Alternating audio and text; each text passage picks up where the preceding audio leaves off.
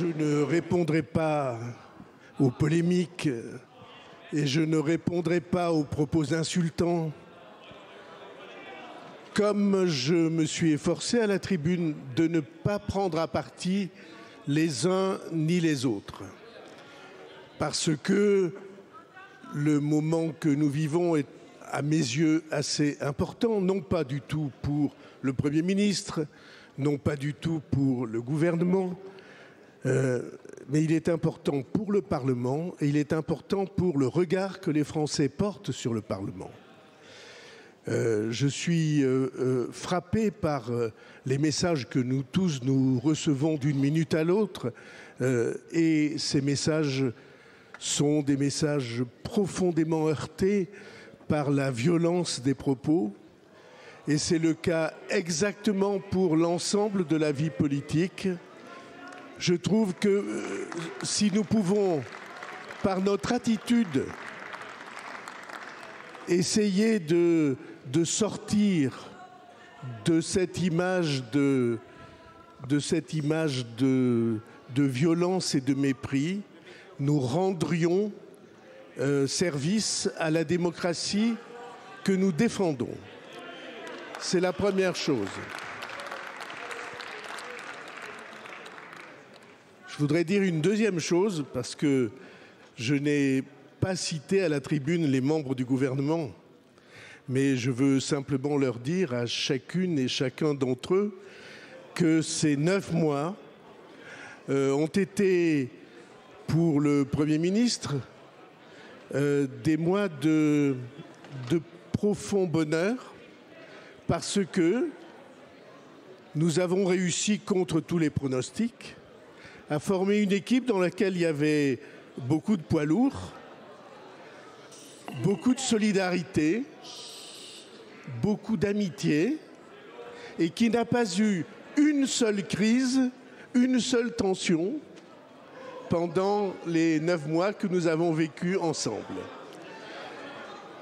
Et c'est pas si facile si l'on voit la diversité des sensibilités qui étaient représentées dans le gouvernement et la force des personnalités qui les portaient.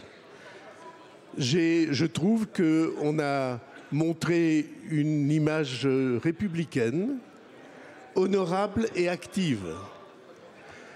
Et donc, de ce point de vue-là, je voulais, au nom du gouvernement, remercier l'Assemblée nationale et, en tant que Premier ministre, remercier les membres du gouvernement. C'était la deuxième chose que je voulais dire. La troisième chose, il n'y avait qu'une question posée aujourd'hui.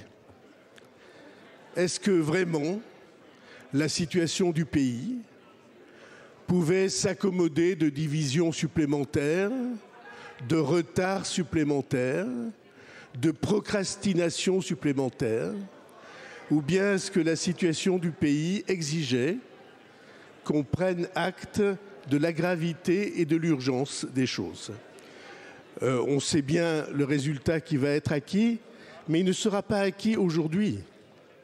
Il sera acquis dans les semaines et les mois qui viennent, au vu de l'évolution qui va être subie par notre pays si les choses ne tournent pas comme nous le voudrions, et du jugement qui va être porté sur la lucidité de la classe politique française, sur sa capacité à relever les défis et à provoquer ou à former une unité au service du pays. Je suis très heureux que nous ayons pu défendre au moins une vision qui est celle-ci. Un pays ne peut pas aliéner son indépendance et sa souveraineté, pas plus sur le plan militaire que sur le plan financier.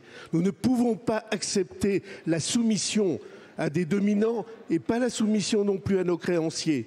Nous sommes responsables de l'avenir et notamment de l'avenir des plus jeunes. Avoir défendu pendant ces 9 mois cette vision et à la tribune cette volonté, pour nous tous, c'était C'était un moment de vérité. Ce moment de vérité ne s'effacera pas. Un vote n'efface pas la réalité. Et c'est ce que nous avons ensemble tenté de reconstruire. C'est très important pour l'avenir. Et je suis heureux que nous ayons pu partager ce moment. Merci. Merci beaucoup, Monsieur le Premier ministre. Mes chers collègues, le Premier ministre ayant engagé la responsabilité du gouvernement, je vais mettre aux voix l'approbation de sa déclaration de politique générale. Le vote se déroulera dans les salles voisines de la salle de séance. Les bulletins de vote ont été placés dans vos pupitres. Le scrutin est annoncé dans l'enceinte de l'Assemblée nationale. Il est ouvert pour une durée de 30 minutes. Il sera donc clos à 18h50. La séance est suspendue.